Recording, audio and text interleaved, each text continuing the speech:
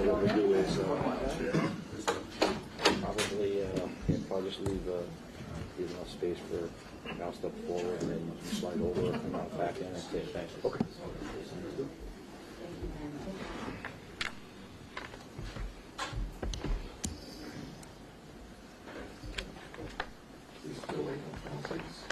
Here he comes. Hold on.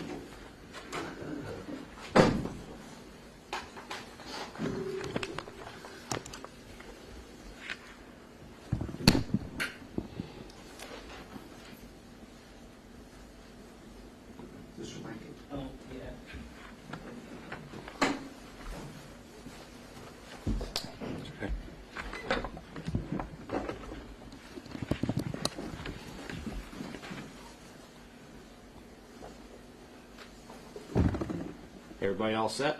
Yep. All right. Good afternoon, and thank you all for coming on such short notice for an update on the homicide shooting that occurred yesterday morning here in the city of Schenectady. I'm Chief Clifford. I'm the chief of the Schenectady Police Department. I'd like to just start off by introducing you to who's to my left here. Immediately to my left is Detective Sergeant Bradley Carlton. He's one of our PIOs. He will be providing the briefing on the homicide investigation. And then to his left is Captain Christopher Gilroy. He's the Troop G BCI captain from the state police. To his left is our Honorable Gary McCarthy, our mayor here in the city of Schenectady. To his left is BCI Lieutenant A.J. Cornell. And next to him is Troop G Major Crimes Senior Investigator Albro Francher. And all the way to the left is our Fire Chief Don Marino. I'd like to start off by thanking the New York State Police, the Schenectady County District Attorney's Office, the Schenectady County Sheriff's Department, and the Schenectady County Street Crimes Task Force for their assistance in this case. It was a very busy weekend in the city of Schenectady, which I'm sure you're all aware of. I will turn it over now to Detective Sergeant Bradley Carlton, who will give you a briefing on the homicide investigation. Thank you, Chief. As was previously released yesterday morning, the morning of Sunday, October 22nd, 2023, we did have a shooting homicide occur in our city at a State Street address in the Hamilton Hill neighborhood. At this time, we are prepared to release the identity of that victim as 42-year-old Leroy A. Chisholm, a resident of Schenectady. We'd also like to update that press release by saying that thanks to the exhaustive efforts of our Schenectady police detectives, with the assistance of New York State Police investigators, we have made 2 arrests in relation to said homicide. At approximately 8:34 p.m. last night, as the Schenectady Police Department Special Operations Squad with members of New York State Police SORT were preparing to execute a search warrant at 709 Crane Street, apartment number 3, the 2 suspects that we saw in connection to this did surrender themselves to members of our crisis negotiations team. As of last night, 31-year-old Kevin M. Dingle and 54-year-old Jeffrey J. Bashaw have both been charged with murder in the 2nd degree, a Class A felony, as well as 2 counts each of criminal possession of a weapon in the 2nd degree, both Class C felonies, and 2 counts each of tampering with physical evidence, both Class E felonies. Certainly cases like this are not often solved by chance, and that certainly wasn't the case yesterday. So I'd like to reiterate Chief Clifford's thanks to all of those involved.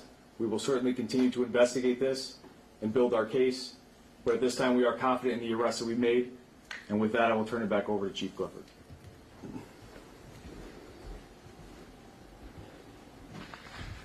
Thank you, Sergeant. This was excellent work by all in this case. I want to acknowledge and commend how quickly this case came together. The Schenectady Police Department, along with all of our public safety partners, have prioritized stopping violent crime. The speed of our response and ability to deploy resources is a testament to the dedication of our officers, detectives, and our law enforcement partners. One of those partners is the New York State Police. I'd like to invite Captain Gilroy up here for a few words. Good afternoon. Again, my name is Chris Gilroy. I'm the captain of the New York State Police, currently assigned to Troop G, Bureau of Criminal Investigation. I just want to echo some of the sentiments that the Chief have already stated. This was a true partnership. In this particular case, we acted as a force multiplier to the Schenectady Police Department, offering our assistance with our violent crimes investigation team, which is commonly referred to as our major crimes unit, as well as members of our special operations response team, commonly referred to as SOAR. The New York State Police and Schenectady Police Department have a long history of providing mutual aid support in investigations, and this was just another example of that true partnership. So I just wanted to thank the Schenectady Police Department for our relationship, and I look forward to working with their agency for future investigations.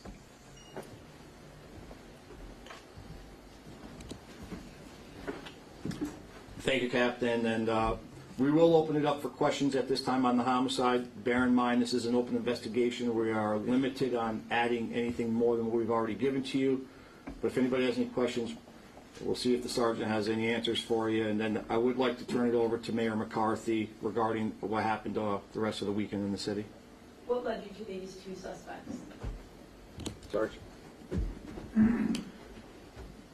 Again, we're still working on motivations and connections and relationships between the parties involved. We're not ready to release any of that to the public at this time, as we are still, working on our investigation and preparing our case. Can you spell out the names of the suspects and the victim?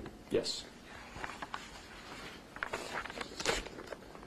The suspect would be Kevin, common spelling.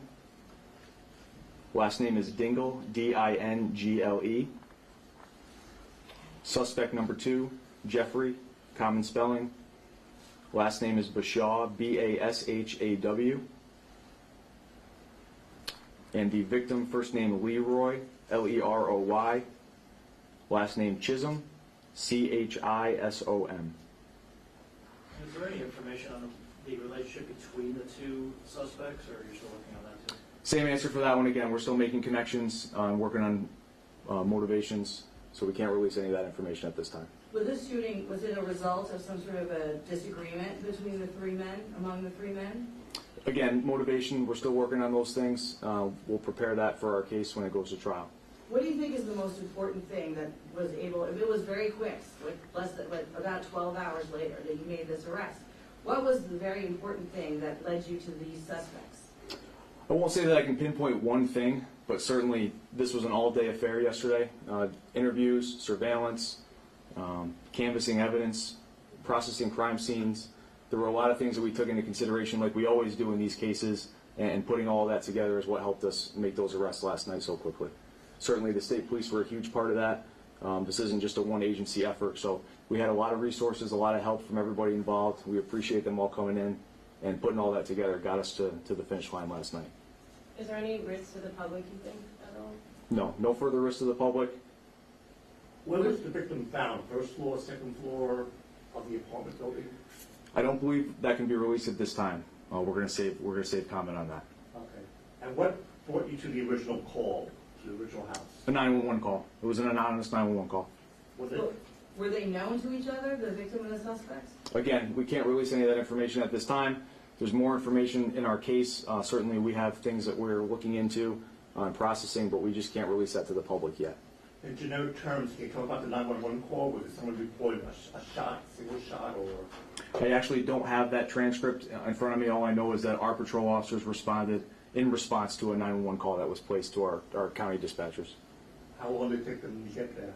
I don't have that in front of me either. Certainly could find that information for you guys, but we respond as quickly as we can to anything that comes in, especially of this nature. And the tampering with physical evidence, was someone trying to dispose a possible murder weapon? Can't give specifics on that, unfortunately. There's, again, a lot to this case that we won't be able to release at this time, but we do have further information that we will be keeping with our case. Do you know the last time there was a homicide in the city of Schenectady? We did have a homicide months ago. I don't remember. I think it may have been May was the last one that we had. I would have to look up the exact date. Any time on when mugshots might be released? That I do not know. Would you categorize this as a personal dispute, or were drugs involved? That goes back to the motivations and relationship question. We can't release any of that at this time. What would you say to the public then to reassure them about this arrest and this case? I would say that it's an isolated incident, and it was not a random act of violence. So you set up a perimeter, so I know you've got a lot of acronyms there, and I'm not familiar with a lot of them. So is it fair to say that you were set up to do a raid with your SWAT team, and then before you did it, was there some sort of negotiation, and then they gave themselves up?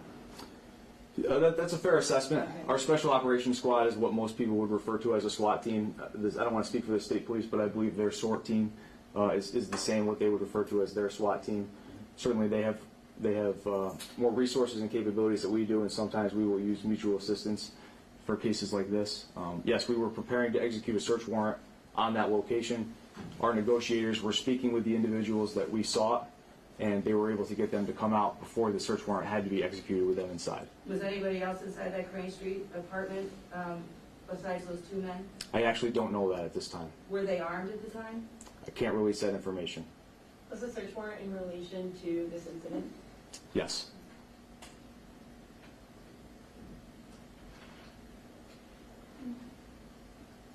Okay.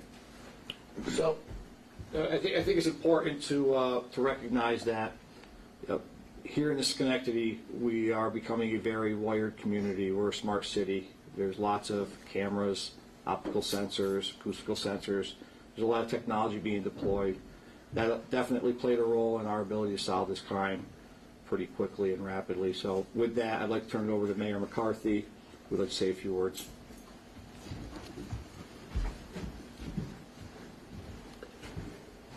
Chief, thank you. I appreciate everyone coming out today, and again, want to thank the state police and the sheriff's department, not only for their efforts in this case, but the ongoing relationship that this department, this community has with them. Chief Clifford talked about it being a busy weekend. Started with a fatal auto accident on Eastern Avenue. We've had 4 fires in 3 days. Had the homicide. Everybody stepped up, and I'm very proud of the work that was provided to this community. But I want to make everyone understand that it takes a lot of manpower, it takes a lot of effort in a coordinated manner, and I'm in a budget process now where people are looking at public safety, and the numbers that we put forth represent realistic assumptions in terms of our ability to deliver services to this community. And I'm going to turn it over to Chief Marino now to talk about some of the background, some of the fires we had, and some of that is still an ongoing incident that we're managing, which the homicide tends to get more press, but it's impacting people and the community as a whole. And I would allow Chief Marino to update us on some of the work that the fire department's done, and then again we'll be still available for questions.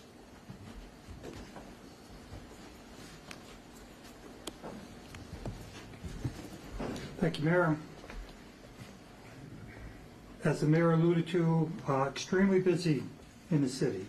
Got to say, this is public safety at its best, working extremely hard at a lot of different issues.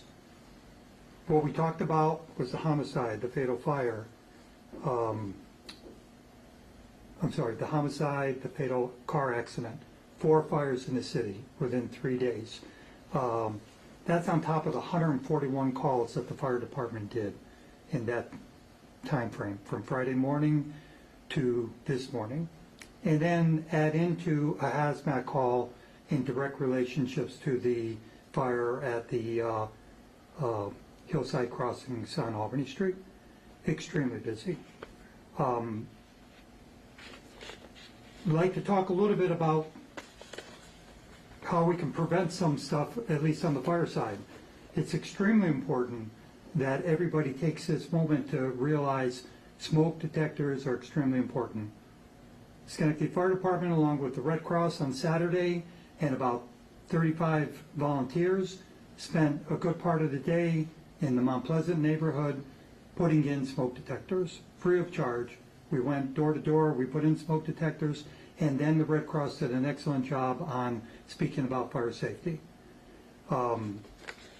Smoke detectors, carbon monoxide detectors, extremely important. Space heaters, this time of year. could have an effect, may have had effects on fires, on recent fires. Extremely important. They're safe if you use them properly, but you have to use them properly. Refer to your manufacturer's recommendations. Candles, we talk about all the time. Never let a candle be unattended. Fireplace, wood stoves, all great things, right? But you have to operate them properly. Don't ever think it can't happen to you, because it can. Electrical cords, people use them all the time. They use very lightweight electrical cords, and they're a source of fires a lot of times. Get your furnace checked. It's that time of year. We probably have had 20 calls in the last couple of weeks for furnace malfunctions. Thank God we're able to get to it quickly and prevented fires, but those are all things to think about. It's things we've talked about forever, and people think it can happen to you, but it can. Again, I'd like to commend the police department on their great work. We work closely with the police department, have a really good relationship, and that will continue. And like I said in the beginning, it's your public servants, your public safety at its best this weekend. Thank you.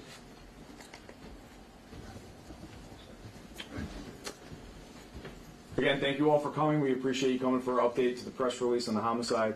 And if there are no further questions, that will be the end of the conference here today. Sorry, is Mr. Chisholm, did he live there on State Street at that apartment? It is believed that he was a resident there. I'm unable to confirm that at this time. And what about those two men? Did they live at the Crane Street apartment? That I cannot release at this time.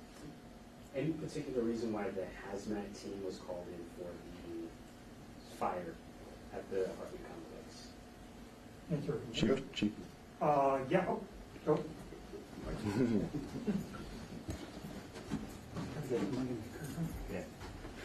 Oh. Not going to talk about what caused the fire, but I will tell you there was a scooter in the apartment, and it had a lithium-ion battery in it, and we have to handle that very carefully. So that's another point that I didn't bring up. Lithium-ion batteries, you can find them all over the place, right? They're in your cell phones. They're in the scooters and the e-bikes. They're in your power tools, your weed whackers. Lithium-ion batteries are great. They work wonderfully. You gotta take care with them. You gotta be very cautious with them. Don't charge them with an electrical cord. If they're damaged, you need to dispose of them properly. When you replace the lithium-ion battery to your weed whacker or whatever, aftermarket lithium-ion batteries could become an issue. So follow your manufacturer's suggestions on how to handle those things. What is the law about recharging e-bikes within an apartment? Is it legal? Well, currently working with codes right now to develop legislation and codes in the city. So it's not illegal at this time? I can't speak to that. I don't know that. I know it's not a good idea. And if you can speak to this, is it known whether or not those kinds of bikes were allowed in the building? I believe that would be an answer or question for the manager there. And the Eastern Avenue crash, is there any more information on that? It was not released yet? No. Is the suspect, they're in Albany dead still? Are they under? I don't have the update for that off the top of my head. Apologies. And the two guys with the homicide, have they been arraigned yet? As far as I know, they were both arraigned. Yes. That's at the Schenectady County. Yes.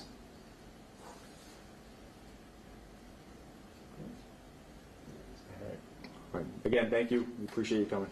Thank you. We have